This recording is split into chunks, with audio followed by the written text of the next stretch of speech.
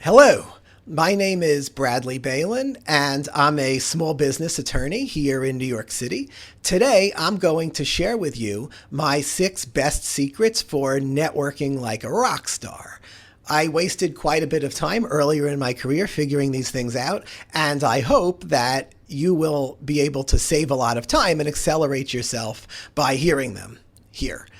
So, without further ado, the first of my 6 secrets is that you must know what your purpose is. It can be very difficult and very time consuming to figure out what your purpose as an entrepreneur is, but it's worth it because if you don't know what it is that you're seeking to do, then you're going to relentlessly waste your time and money going to meetings and speaking to people that you can't connect with and that you cannot help.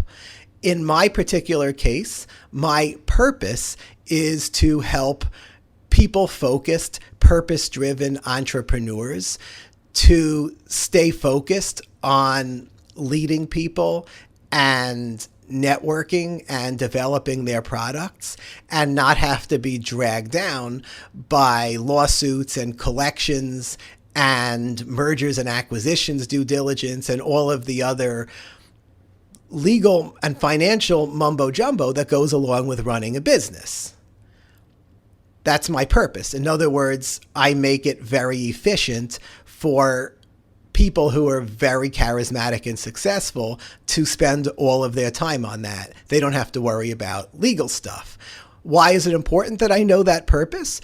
Because when I walk into a room, maybe only 1 out of 20 entrepreneurs, assuming that I'm already in a room full of entrepreneurs, are going to be the kind of person that I'm looking for. Most people are not that outgoing. Most people are not that charismatic. Most people are not that motivated.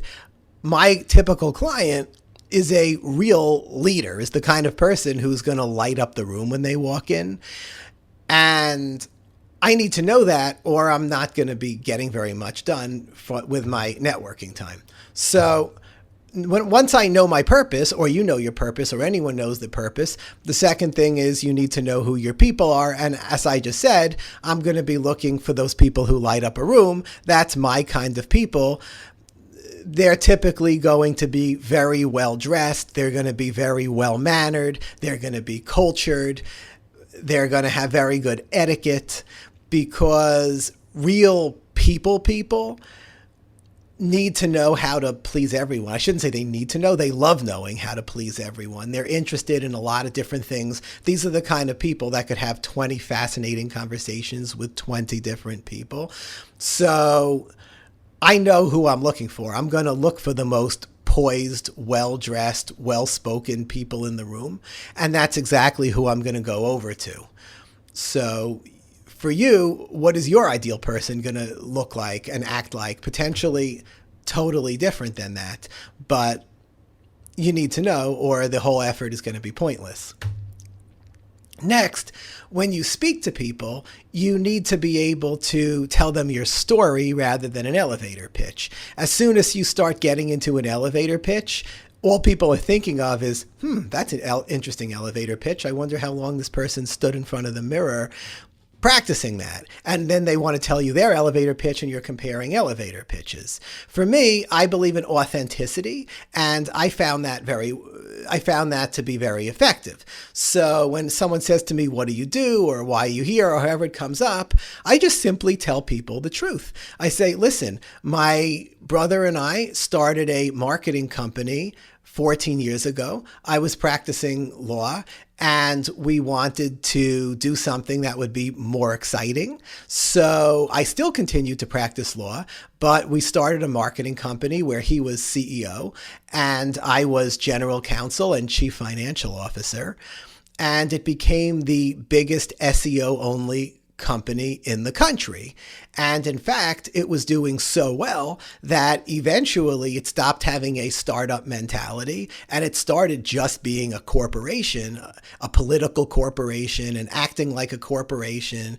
And we started spending a lot more time on company policies and rules than we did on growth. And that was in our financial interest, it was very good for the company. We were growing and growing and growing, and we were very profitable. But I love entrepreneurship. I loved a lot more interacting with the thousands of entrepreneurs that we helped with their SEO and we helped grow their business, which is what I did at the beginning, than I did later on when it was more of managing a corporation. So I sold my shares in the company and I went out and I started a law firm focused on helping entrepreneurs to become much larger, at which point they could sell their shares like I did and go start another small business because that's what they're passionate about. Or they can go on and run $1 billion company, which is what some people want to do, particularly managers who recently retired and now wish to start a business of their own and continue with those management skills. So typically I'll tell people that kind of a story of how I got to be where I am. And usually instead of jumping right into their elevator pitch, I'm going to get a much more interesting response, such as, really, I'd love to know how you do that kind of SEO or how you do that kind of marketing. Or, I wish I had that problem. Or, there's a lot of responses people give, but it's not typically going to be one of boredom because my story is very interesting, but more importantly, it makes it very clear why am I a better lawyer to represent this person as an entrepreneur, to guide this person and advise this person as an entrepreneur than 100 other attorneys who claim to be small business owners would be? It's obvious because I ran a portfolio of very successful businesses myself that I built from scratch. That's right part of the story that I tell people when they ask what I do for a living. Believe me, it's more successful than an elevator pitch, and you need to do the same thing. You need to make sure you have a story that illustrates why you're better at what you do than the 100 other people on the internet or even the 10 other people in the room who maybe do the same thing, because your story is going to be very different than their story is. So next thing, make sure you're attending events that are relevant to your target audience. What does that mean? It may mean trade associations that specialize in what it is that your client does, or potentially trade associations that specialize in what their clients would do, maybe charitable organizations, maybe business groups dedicated to a certain thing, fundraisers. I don't know what it is, but there's literally no point in going to, for example, Chamber of Commerce meetings where you're going to meet one person who does their thing and another person who does another thing. But the chance of meeting even two people that do things that are similar is not that high unless you're looking for a wealth manager, in which case, or a life insurance salesperson, in which case you may meet a few of them. I typically do. But for me, I found my networking is much, much better when everybody in the room is at least a potential client of mine. And then from there, maybe only 2 or 3 people out of 20 are going to be purpose-driven, people-focused, charismatic entrepreneurs, which is who's likely to buy from me. But there very well may be 0 of those people in the room if I'm not already starting with pretty good odds. So you're better off going to 1 relevant event a year than going to 10 events where there's not even 1 person who's likely to buy what you need.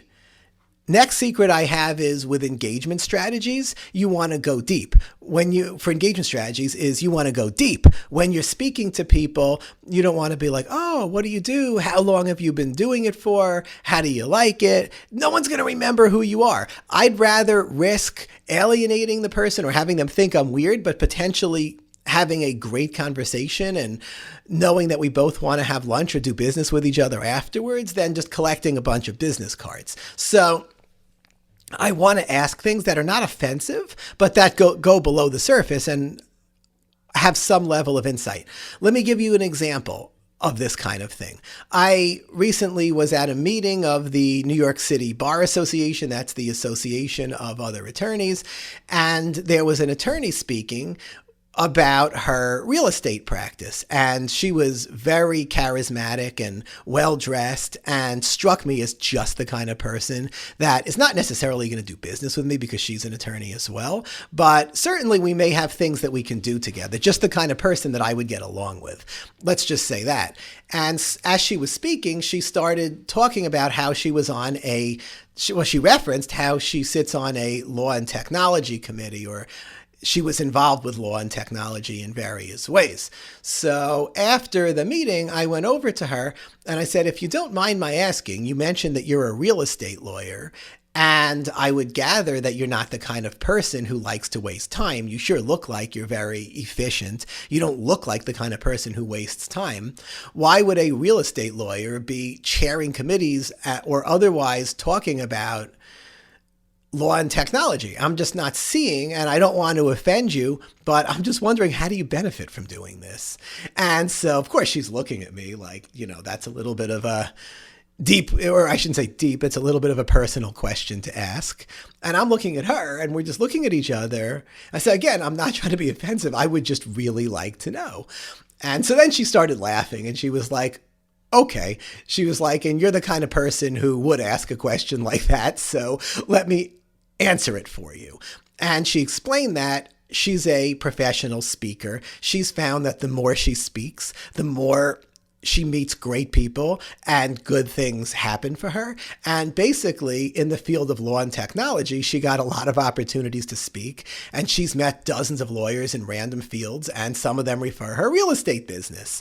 So that's the reason why she chairs this particular committee.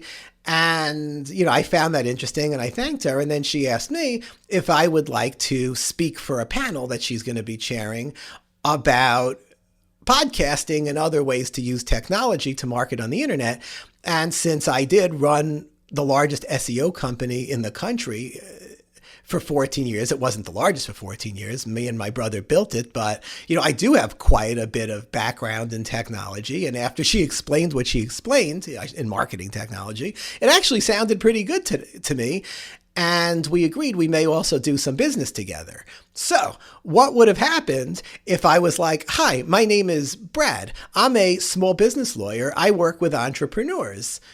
She would then say, oh, nice to meet you, Brad. And she would tell me something about what she does. But would I have walked away with a speaking invitation and a meeting for us to discuss ways that we can work together in the future?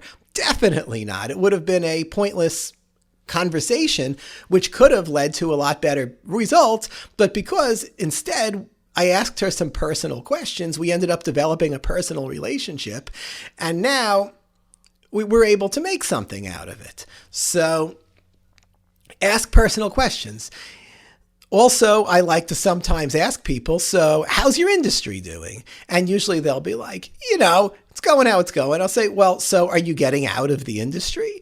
And a lot of times, again, people look at me. I'll say, or are you getting rich? I hope it's the latter. But don't tell me you're moving sideways, because if you're moving sideways, I'll help you at no charge brainstorm and come up with some better fields of law to be in or some better niches to be in, because spending a life moving sideways just sucks. So do you need to get out, or are you prospering? And hopefully they say, they laugh and they can say they're prospering, but like, great, tell me what your secrets are. I'd love to know. So, I like asking personal things like this, and it really works for me. And I think it'll work for you too, because if you can't get below the surface with your target audience, again, you're just wasting your time. Last thing I want to talk about is disengagement strategies. And there's a funny story about that.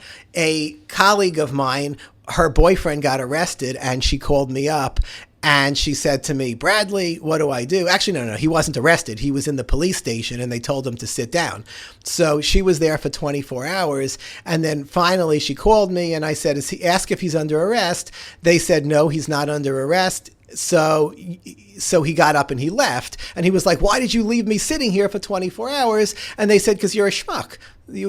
So, any rate, point being, you've got to have a disengagement strategy. My favorite disengagement strategy is saying to people, you know what, I'd love to follow you on social media if you use social media, but this is a networking meeting and I like to keep my discussion short, maybe 5 minutes per person, because I like to get a chance to meet everybody. And people usually can understand that. Lastly, don't forget to ask the host who's worth meeting. Tell them what your purpose is, what the kind of person that you like to do business with is like, and the host will usually be happy to tell you who you should meet and even make introductions. So good luck and happy networking.